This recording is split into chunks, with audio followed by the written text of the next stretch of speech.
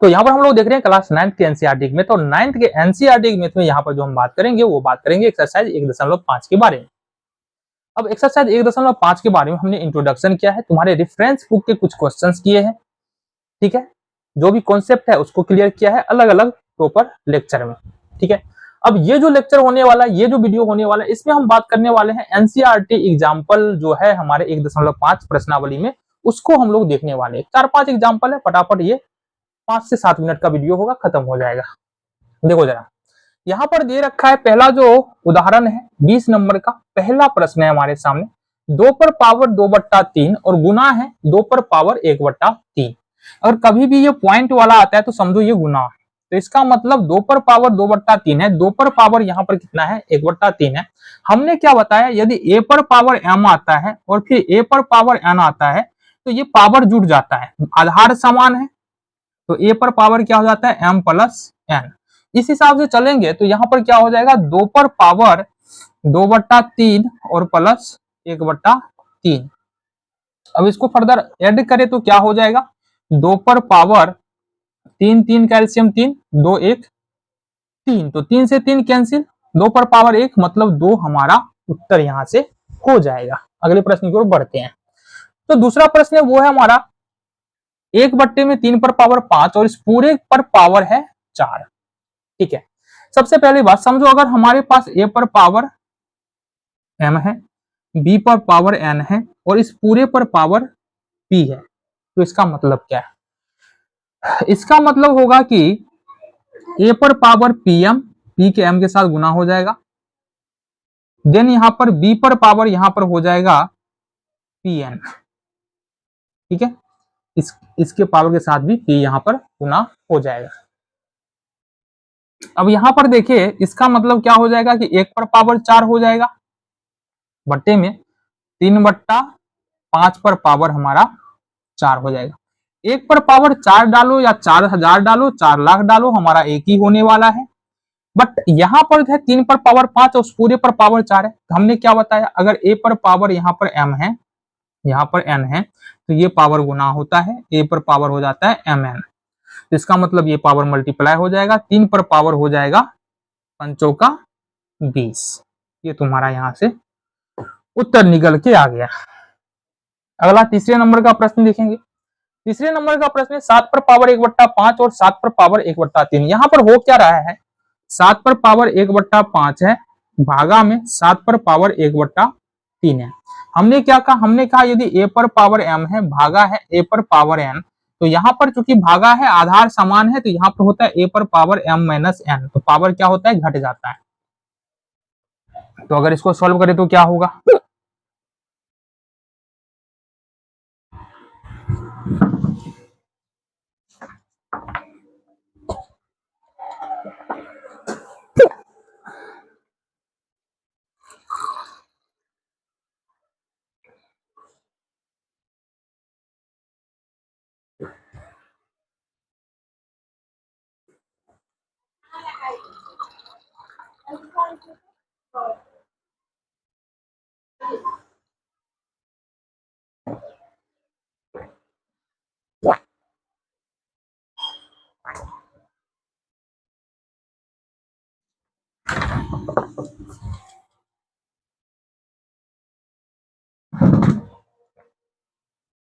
तो अगर इसको सोल्व करें तो क्या होगा, सिंपल सी बात है 7 हो जाएगा और फिर पावर घट जाएगा 1/5 में से 1/3। इसको सोल्व कर लो, 5 3 का एलसीएम कितना हो जाएगा, ये हो जाएगा 15, 5 3 15 3 और 3 5 15 5, मतलब 5 में 3 हटा देंगे, 7 पर पावर हो जाएगा माइनस का 2/15।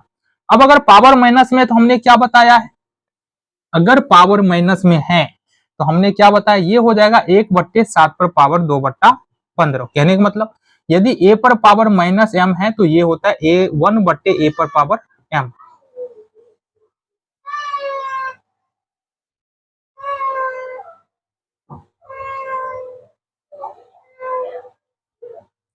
यहाँ पर चौथे नंबर का प्रश्न लिखेंगे। चौथे नंबर का प्रश्न हमारा क्या है, बिल्कुल आसान सा प्रश्न है, देखिए जरा क्या है प्रश्न। 13 पर पावर 1/5 है और 17 पर पावर 1/5 है। इसका मतलब हमने क्या बताया, अगर a इंटू बी है, इस पर पावर हम लिख रहे हैं 5, तो इसका मतलब a पर पावर 5 और b पर पावर 5, ठीक है, a पर पावर 5 और b पर पावर 5। तो अगर a पर पावर 5 है, b पर पावर 5 है, तो इसके बदले में हम ये भी तो लिख सकते हैं ना। तो यहाँ तो यही दे रखा है कि 13 पर पावर 1/5 और 17 पर पावर 1/5। तो इसका मतलब हम लिख सकते हैं 13 गुने 17 और इस पर पावर कर देंगे 1/5। और 13 और 17 को गुना करें तो कितना होगा, बताओ जरा, 13 और 17।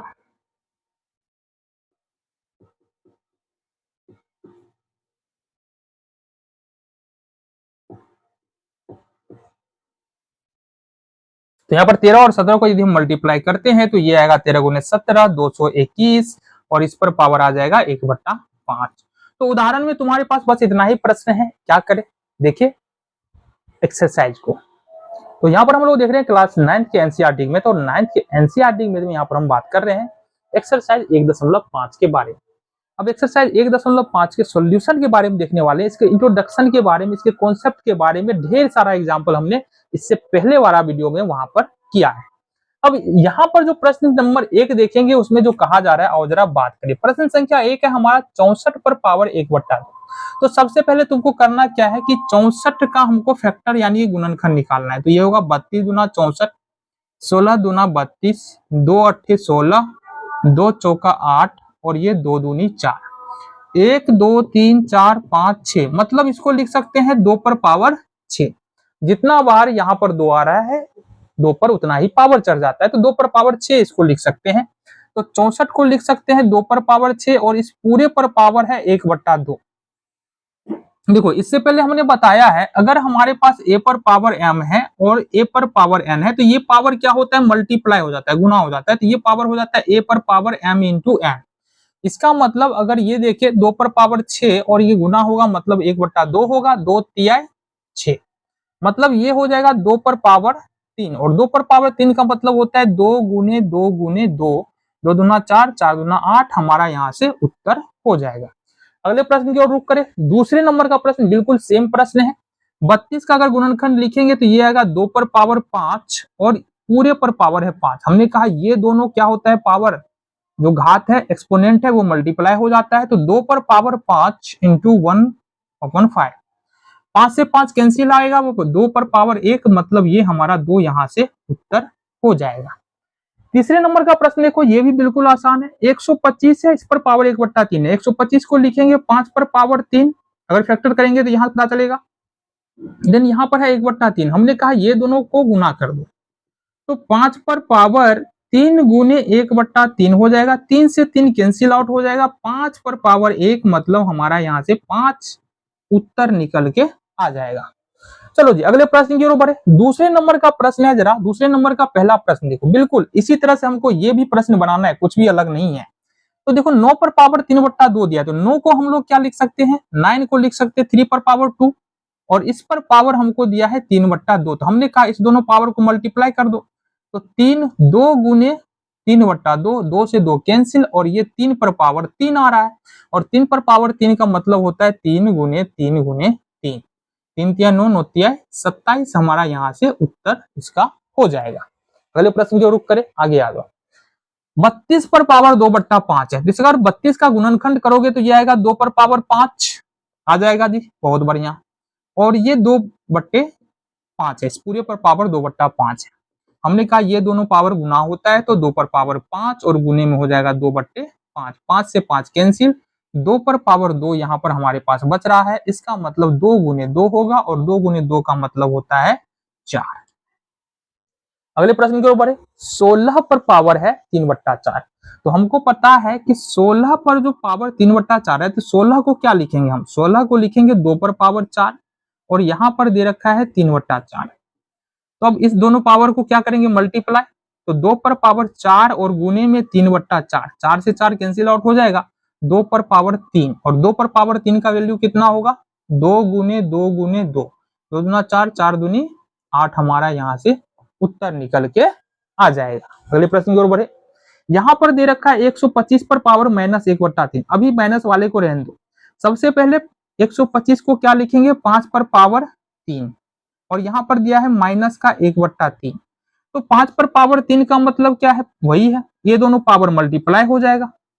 5 पर पावर 3 गुने -1/3, 3 से 3 कैंसिल आउट हो गया हमारे पास 5 पर पावर -1। और पावर माइनस में इसका मतलब 1/5 हो जाएगा। क्लियर है? ये चौथा नंबर का प्रश्न यहाँ पर सॉल्यूशन खत्म। देखते हैं तीसरे नंबर का प्रश्न हमारा क्या कह रहा है। तो यहाँ पर हमारे पास एनसीईआरटी मैथ क्लास 9th में एक्सरसाइज 1.5 से, तो यहाँ पर हमारे पास क्लास 9 के एनसीईआरटी के मैथ से एक्सरसाइज 1.5 से हमारे पास प्रश्न है।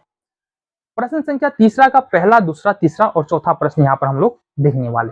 क्या प्रश्न है, आओ जरा बात करें। प्रश्न है यहाँ पर 2 पर पावर 2/3 और गुना है 2 पर पावर 1/5। हमने कहा बाबू अगर आधार समान है, ठीक है, आधार समान है तो जो भी घात है, घात में जो भी है वो क्या होता है, ऐड हो जाता है, जुट जाता है। कहने का मतलब यदि a पर पावर m है और a पर पावर n है तो यहाँ भी ये, यहाँ भी a, तो ये हो जाता है a to the power m plus n, मतलब ये दोनों क्या होगा, जुड़ जाएगा। तो यहाँ 2 है मतलब 2/3 और 1/5 क्या होगा, जुड़ जाएगा। तो इसको हम लोग कैसे लिखेंगे, 2 पर पावर 2/3 और प्लस 1/5। इसको सोल्व करें। 2 पर पावर 3 और 5 का एलसीएम 15 हो जाएगा। 3 5 15, 5 दूनी 10, 5 तिया 15, 3 एकम 3। तो 2 पर पावर क्या हो जाएगा, ये होगा 13/15। ये तुम्हारा यहाँ से उत्तर निकल के आ जाएगा। तो यहाँ पर देखते थे दूसरा प्रश्न हमारा क्या है। दूसरा प्रश्न है 1/3 पर पावर 3 और इस पूरे पे बट्टे हमारा 7। तो यहाँ पर हम एक बात क्या बताएं, अगर सपोज हमारे पास a पर पावर यहाँ पर m है और b पर पावर यहाँ पर n है, इस पूरे पर पावर अगर p ले ले तो ये हो जाएगा हमारा a to the power m को p से गुना करो pm हो जाएगा, और b to the power n को p से गुना करो pn हो जाएगा। ये पावर इस प्रकार से टूटता है। आ जाओ जी, इसका मतलब होगा कि 1 है, 1 पर पावर 7 हो जाएगा, बट्टे में 3 पर पावर 3 है, इस पर पावर हो जाएगा यहाँ से 7, ये वाला 7 इस पर आ जाएगा। इसको सोल्व करें, 1 पर पावर 7 डालो या 7 लाख डालो, कोई फर्क नहीं पड़ता है, एक ही होगा। और यहाँ पर ये दोनों क्या होता है, मल्टीप्लाई हो जाता है, तो ये होगा 3 पर पावर 21 यानी कि 21। ये तुम्हारा यहाँ से उत्तर हो जाने वाला है। अगले प्रश्न को बढ़े। यहाँ पर दिया है 11 पर पावर 1/2 और 11 पर पावर 1/4। होता क्या है, अगर हमारे पास a पर पावर m है, बट्टे में a पर पावर n है, तो ये होता है a पर पावर m माइनस n, ये हमने बताया है। अगर आधार समान है, एक संख्या से दूसरे संख्या को भाग दिया जाए, आधार समान है तो घात क्या होता है, घट जाता है। यहाँ पर आधार समान है, 11 यहाँ भी है और 11 यहाँ भी है, 11 यहाँ भी है। तो इस स्थिति में होगा क्या, 11 होगा और यहाँ से 1/2 में से 1/4 को हमको क्या करना है, घटा देना है। तो ये हो जाएगा 11, 2 4 का एलसीएम 4, 2 दूनी 4, 2 एकम 2 और 4 एकम 4। तो 11 पर पावर 2 में से 1 घटा देंगे तो कितना हो जाएगा, जरा बताओ। ये होगा 3/4। लास्ट प्रश्न हमारे पास 7 पर पावर 1/2 है और 8 पर पावर 1/2 है। तो हमने क्या बताया बाबू, हमने बताया यदि a इंटू बी है और इस पर पावर 3 है तो इसको लिखते हैं a पर पावर 3 और b पर पावर 3। और अगर a पर पावर 3 b पर पावर 3 है तो इसको ये भी लिख सकते हैं। तो यहाँ पावर समान है, संख्या अलग अलग है, पावर समान है, संख्या अलग अलग है, इसको इस प्रकार से लिख सकते हैं। कैसे, इसको लिखेंगे 7 गुने 8 और इस पर पावर डाल देंगे 1/2। 7 8 56 पर पावर हो जाएगा 1/2 और यही तुम्हारा हो जाएगा उत्तर। तो इस तरह से हमारा ये जो एक्सरसाइज है एनसीईआरटी 9th के एनसीईआरटी का मैथ का एक्सरसाइज 1.5 हमारा खत्म होता है और नंबर सिस्टम भी हमारा खत्म होता है। जब अगली बार मिलेंगे तो वहां पर हम बात करेंगे नेक्स्ट चैप्टर उसके बारे में।